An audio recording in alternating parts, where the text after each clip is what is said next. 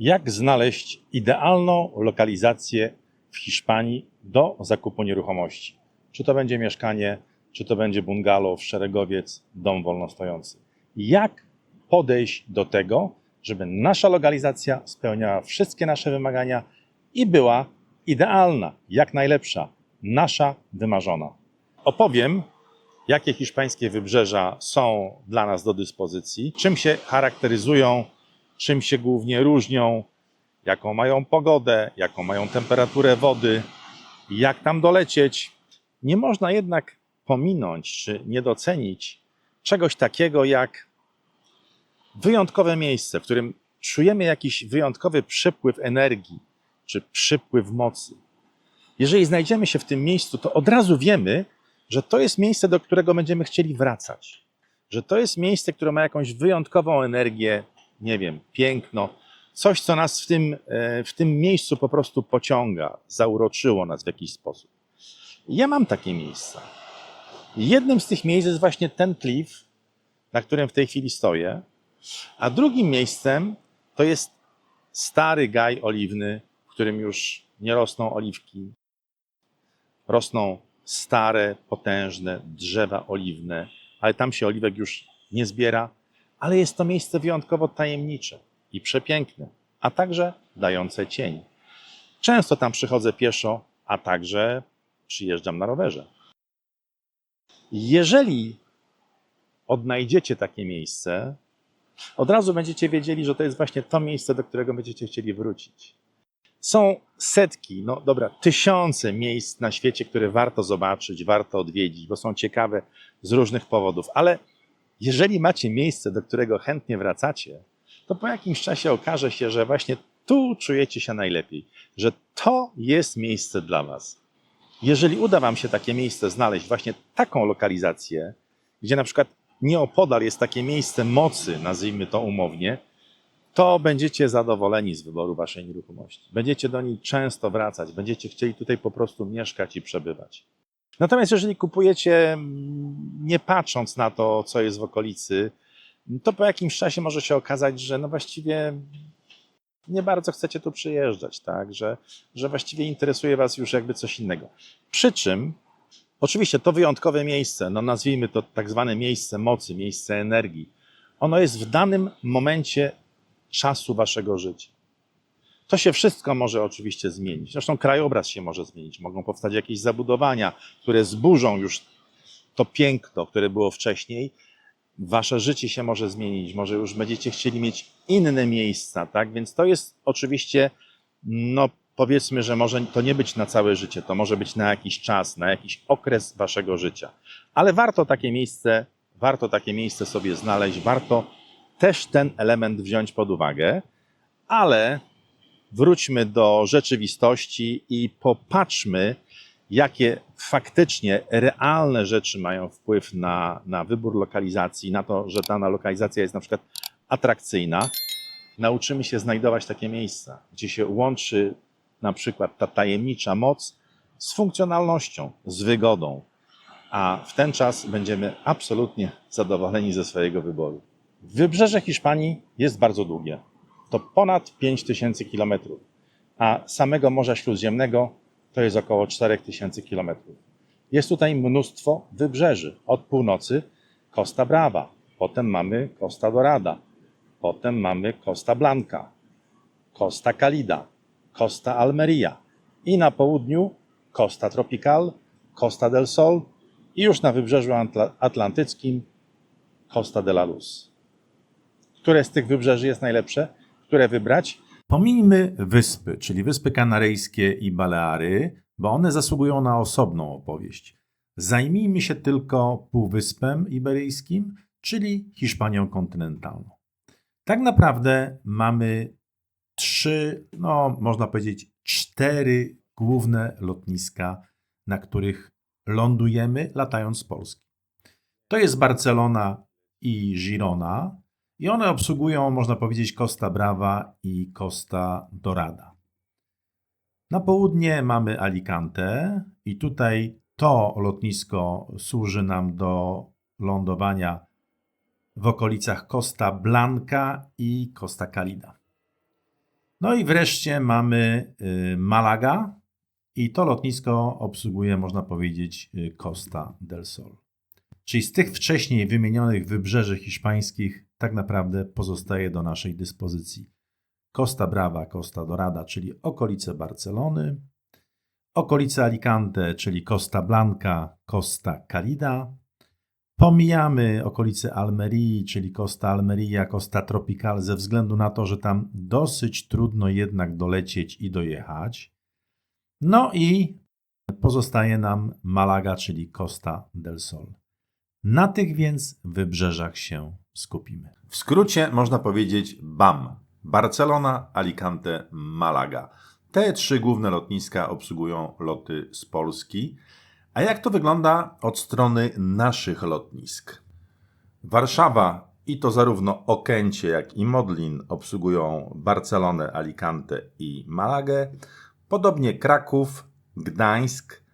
Z Katowic i Poznania polecimy do Barcelony i do Alicante. Z Wrocławia również polecimy do wszystkich tych destynacji, czyli Barcelona, Alicante, Malaga. Jak wiemy, sytuacja jest dynamiczna i zarówno Katowice, jak i Poznań mogą wkrótce obsługiwać loty do Malagi. Tego oczywiście w tej chwili nie wiemy.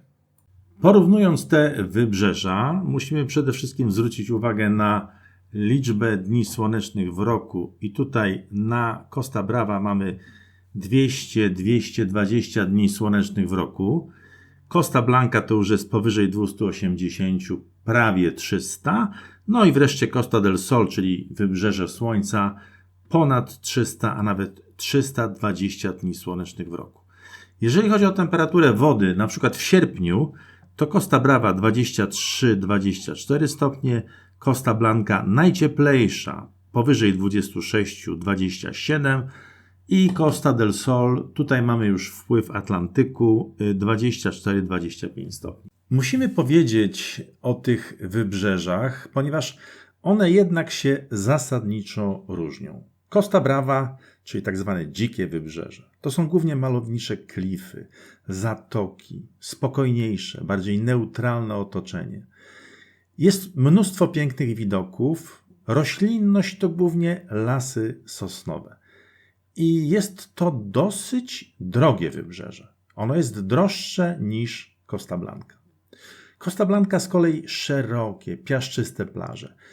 Masowa turystyka, ale różni się północna Costa Blanca od południowej. Południowa Costa Blanca to bardziej turystyka tak zwana rezydencjalna, czyli tutaj nie mamy dużo hoteli, ale mamy więcej takich właśnie domów, apartamentów, które ludzie kupują i które wykorzystują kilka razy w roku. Są przystępniejsze ceny, bardzo słoneczny, bardzo fajny klimat, super warunki plażowe, najcieplejsza woda. Z kolei Costa del Sol jest najbardziej słoneczna, ale jednak tam są luksusowe kurorty. Jest to droższe wybrzeże niż Costa Blanca. Oczywiście mnóstwo pól golfowych, ale na Costa Blanca też jest mnóstwo pól golfowych. Można powiedzieć, że Costa del Sol jest w jakimś sensie bardziej luksusowe czy bardziej prestiżowe, jeżeli ktoś zwraca na to uwagę. Jeżeli już wiemy, na którym z tych wybrzeży chcemy szukać, to opowiem dokładnie, jakie elementy należy wziąć pod uwagę przy szukaniu dokładnie lokalizacji, miejsca, w którym tak naprawdę będziemy się rozglądali za naszą nieruchomością i jakie z tych elementów są dla nas bardzo ważne. Najistotniejszą rzeczą przy zakupie nieruchomości w Hiszpanii, przynajmniej według mnie, jest właśnie lokalizacja. I dobry wybór miejsca, w którym będziemy szukać naszej nieruchomości, jest kluczowy. Dlatego powiem, na jakie elementy należy zwrócić uwagę, jakie elementy są istotne. Przede wszystkim, jak czytać mapę, jakie elementy na tej mapie są istotne i na przykład mają wpływ na cenę oraz na atrakcyjność danej lokalizacji. Szukając idealnej lokalizacji, należy zwrócić uwagę na określone warunki, na określone elementy krajobrazu czy topografii terenu. Istnieją takie na przykład wyznaczniki, które od razu nam mówią, wskazują, jak ten teren jest w sposób naturalny podzielony. Na przykład Benidorm ma mniej więcej po środku skałę wcinającą się w morze, która dzieli go na dwie części. To od razu jak gdyby wyznacza topografię tego terenu. Natomiast też są inne punkty, na które należy zwrócić uwagę. Na przykład jednym z tych elementów to są drogi, szczególnie autostrady, które są oznaczone jako A lub AP, oraz drogi, tak zwane drogi national, czyli drogi krajowe, które zaczynają się od N na początku. Te drogi z reguły dzielą nasz teren, one z reguły biegną wzdłuż morza i dzielą ten teren na dwie części. Na tą część, która jest od drogi w stronę morza i na tę część, która jest od drogi na zewnątrz, w kierunku lądu. To ma bardzo duże znaczenie na przykład na ceny gruntu i na atrakcyjność gruntu, chociaż nie zawsze atrakcyjność oznacza, że należy mieć, nie wiem, lokalizację bliżej morza. Czasami bardzo atrakcyjne tereny są właśnie po tej stronie od morza w kierunku lądu, która jest dużo rzadziej wybierana przez inwestorów, przez nabywców nieruchomości, a czasami właśnie tamte nieruchomości są dużo ciekawsze i naprawdę warto się nad nimi też zastanowić, bo one są też po prostu dużo tańsze. Tak, tym takim wyznacznikiem, który określa nam od razu jakby teren, topografię terenu, są właśnie drogi albo linie kolejowe.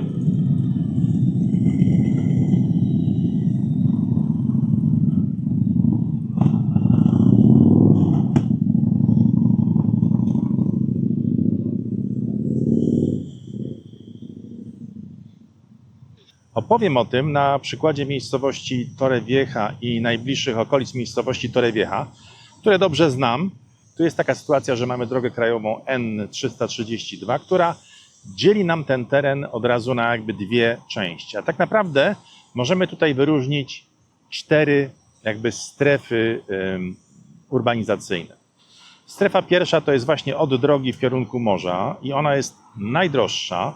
To jest od kilometra do powiedzmy kilkuset metrów szerokości pas taki przybrzeżny i tam rzeczywiście ceny są najwyższe i trudno powiedzieć, czy atrakcyjność tego terenu jest największa. Zaraz właśnie o tym powiem. Druga strefa to jest między tą drogą N332 a autostradą AP7, która jest równolegle do drogi, ale jest nieco dalej. I tutaj nieruchomości są w odległości około powiedzmy od kilometra do 3 kilometrów od morza, tak mniej więcej w takim pasie. I wreszcie strefa trzecia, w której się teraz znajdujemy, to jest już strefa za autostradą i tutaj odległości od morza są powyżej 3 kilometrów. Tutaj prawdopodobnie, gdzie się teraz znajdujemy, to jest około 4 kilometrów, no może nie całe 4 kilometry. I ta strefa wydaje się tutaj najtańsza. Strefa czwarta, to bym powiedział, że to są miejscowości, które są w odległości 10-15 km od morza. I tam w tamtej strefie możemy dokonać zakupów nieruchomości najtaniej. Na przykładzie mieszkania 60-metrowego w nowym budownictwie, powiedzmy, że to jest taki standard no, najbardziej nas interesujący, ładnie wszystko wykończone, około 60 metrów, no to w tej strefie pierwszej możemy mówić o średnich cenach w okolicy 300 000 euro, między 250 a 300. W strefie drugiej to powiedzmy byłoby między 200 a 250. W strefie trzeciej to by było poniżej 200 000, nawet 150 do 200. W strefie czwartej zdarza się, że takie mieszkanie jesteśmy w stanie kupić nawet w okolicy 100 000. Natomiast drugi element, który wyznacza cenę i ma równie istotny wpływ na tą cenę, oprócz tej strefy, tak, czy to jest strefa pierwsza, blisko morza, strefa druga, strefa trzecia, strefa czwarta, bardzo istotny wpływ ma tak zwane najbliższe otoczenie. Czyli na przykład jak zbudowane jest to osiedle, jak wygląda to osiedle. Popatrzmy na to osiedle, które jest właśnie tutaj za mną. To osiedle jest niedawno zbudowane, tu jeszcze są mieszkania na sprzedaż. Tutaj te mieszkania kosztują dużo więcej niż średnia dla tej strefy. Przynajmniej 50 do 100 tysięcy euro więcej. Z czego to wynika? No to jest właśnie ten drugi, bardzo istotny element, który ma wpływ na cenę. Oprócz tej strefy, to także najbliższe otoczenie, tak? I na przykład jak wyglądają baseny. Tutaj akurat w tym osiedlu jeszcze jest oprócz zwykłych basenów otwartych także basen kryty, basen całoroczny. No wszystkie baseny są praktycznie całoroczne, ale ten basen kryty ma po prostu ciepłą wodę, jest on podgrzewany i to jakby podnosi tutaj komfort, podnosi standard tego osiedla. Więc bardzo ważne jest, jak wygląda bezpośrednie otoczenie. Czyli co widzimy z okna, jak wygląda ten nasz trawnik, jak wygląda ten nasz basen. Dlatego, że możemy kupić nieruchomość, która jest nowa, bardzo ładnie wyglądająca, ale po prostu bezpośrednie otoczenie jest, powiedzmy, mało zachwycające i to ma bezpośredni i to ma bardzo duży wpływ na cenę. Te ceny mogą się różnić do kilkudziesięciu tysięcy euro właśnie z tego powodu. Tutaj oprócz tego, że mieszkania właśnie na tym osiedlu mają bardzo ładne jakby baseny, bardzo ładne wnętrze tego osiedla, to też jest dosyć fajne tutaj ten wąwóz, który bezpośrednio jakby graniczy z tym osiedlem. On może aż tak atrakcyjnie nie wygląda, ale tam kawałeczek dalej można spokojnie sobie zejść, spacerować z psem. Jest to takie trochę ustronne miejsce i daje na pewno taką chwilę wytchnienia, odosobnienia. Tam jest cień, można naprawdę sobie pospacerować. Także to dodatkowo jakby zwiększa atrakcyjność dokładnie tutaj tego miejsca.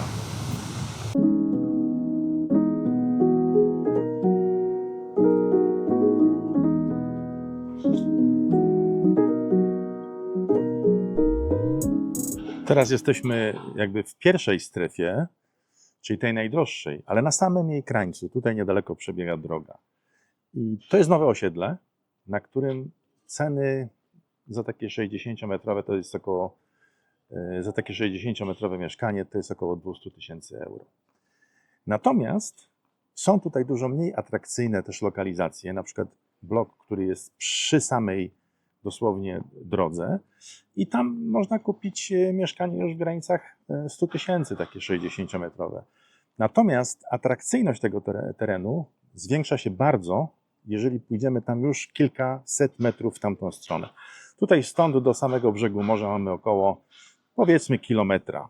Natomiast jeżeli już przejdziemy 200 metrów w kierunku morza, atrakcyjność nieruchomości, no, można powiedzieć, gwałtownie rośnie. A tutaj mamy przykład osiedla, które jest w tej strefie pierwszej, ale bezpośrednio nad morzem. Bardzo wysoki standard, również basen z podgrzewaną wodą. I tutaj ceny za 60-metrowe mieszkanie to już jest powyżej 400 tysięcy euro. Tutaj też znajdziemy miejsca, które są wyjątkowo ekskluzywne, wyjątkowo drogie. Tutaj na przykład jest półwysep, który w naturalny sposób jest oddzielony od jakby reszty terenu i ten półwysep ma duże działki, bardzo duże domy, można powiedzieć rezydencje. Tutaj ceny tych rezydencji to mniej więcej od 1,5 miliona aż do ponad 5 milionów euro. No, jesteśmy w takim miejscu, które tutaj za mną jest osiedle. Tutaj jest bardzo fajny taki park sosnowy. Z tyłu jest też nowe osiedle. Nie wiem, czy widać, ono w tej chwili jest zasłonięte tymi drzewami. Tam przed chwilką szedł pan z osiołkiem. Tu można przyjść z pieskiem, a nawet z osiołkiem na spacerek. Chyba tego pana z osiołkiem jeszcze tam widzimy. Tak, idzie pan z osiołkiem. No i z pieskiem. Czy to jest pani nawet chyba. W każdym razie jest to super fajne miejsce. I tutaj mieszkanie na tym osiedlu kosztuje, dwupokojowe 60-metrowe mieszkanie kosztuje 135 tysięcy euro. Jesteśmy na początku strefy drugiej, tam jest droga, dosłownie jesteśmy około kilometra od morza. Tutaj rowerem też można przejechać, tutaj są ścieżki rowerowe, można przejechać pod drogą, także bezkolizyjnie praktycznie można tutaj się dostać na plażę rowerem. Więc to miejsce ma swój urok i ono ma swój klimat I takie miejsce można znaleźć. Natomiast Costa Brava i Costa del Sol są stosunkowo drogie. One są droższe. Tego typu nieruchomości w takiej lokalizacji, w takiej cenie oferuje jedynie Costa Blanca. Costa Blanca oferuje super fajny klimat, ciepłe morze i rozsądne ceny, a także wspaniałe miejsca. Tylko trzeba się dobrze rozejrzeć najpierw na mapie, ale potem trzeba sobie jednak przyjechać i zobaczyć ten teren. I takie miejsce można znaleźć, które będzie naprawdę spełniało nasze wymagania. A teraz idziemy popatrzeć, co robi osiołek. No, osiołek sobie spaceruje. Wracają do domu. A, biegusiem.